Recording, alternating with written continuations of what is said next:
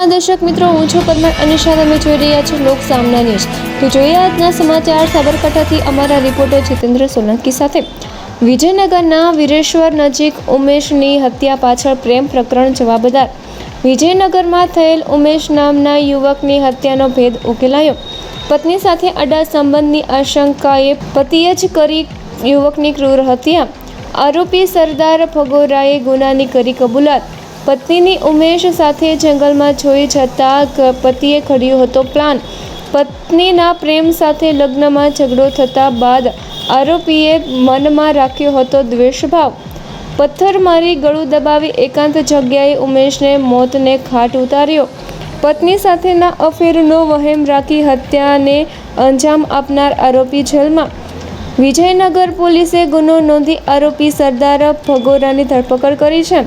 સાબરકાંઠા જિલ્લાના વિજયનગર પોલીસ સ્ટેશનની અંદર આશરે 2 દિવસ પહેલાં એક ડેડ બોડી મળેલ હતું, જે આગળ જતાં આઈડેન્ટિફિકેશન કરતાં ઉમેશ ખરાડી નામના એક ઇસમનું એ ડેડ બોડી હોવાની માહિતી મળી હતી.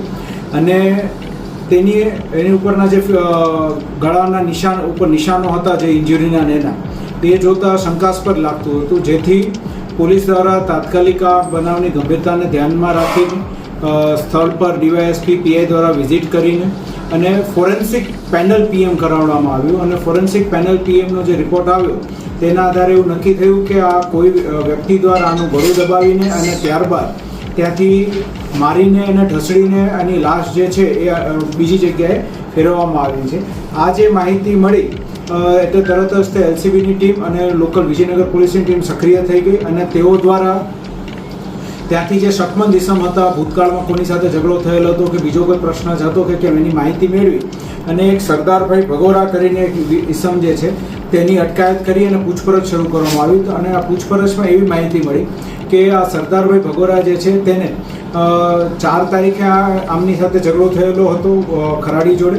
અને એ પહેલાં પણ ભૂતકાળમાં એ લોકો જે ઝઘડા થયેલા હતા અને ક્યાંક ને ક્યાંક આડા સંબંધની અને ચારિત્ર્ય બાબતની જે શંકા કુશંકાઓ હતી તેના ધ્યાનમાં રાખીને આ સરદાર ભગોરા દ્વારા તે ઉમેશ ખરાડીનું ગળું દબાવીને હત્યા કરી નાખવામાં આવી છે. અને ત્યારબાદ એની લાશ ઢસડીને ઝાડી ઝાકરા વચ્ચે નાખી દેવામાં આવેલી, જેથી લોકોને તાત્કાલિક ખબર ન પડે.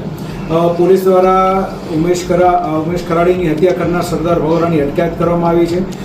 ફોરેન્સિક પીએમ કરવામાં આવ્યું છે. ડોગ દ્વારા પણ પુરાવા એકત્રિત કરવામાં આવ્યા છે.